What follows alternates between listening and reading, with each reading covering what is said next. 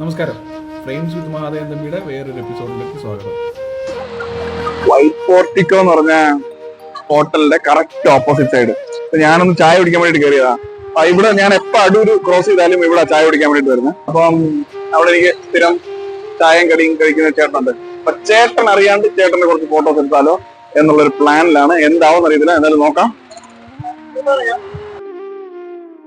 ചേട്ടാ ഒരു ചായരോ? എത്ര വർഷമായിട്ടുണ്ട് ചേട്ടൻ ഇവിടെ? 1.5 വർഷം.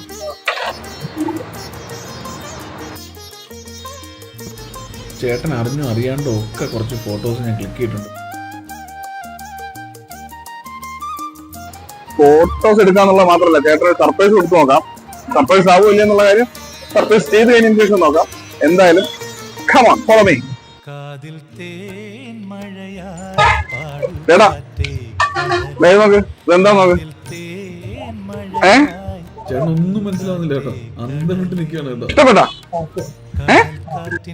ചേട്ടാ ഹാപ്പി ആയെന്ന് തോന്നുന്നു. പോട്ടെ ഞാൻ. ഓക്കെ.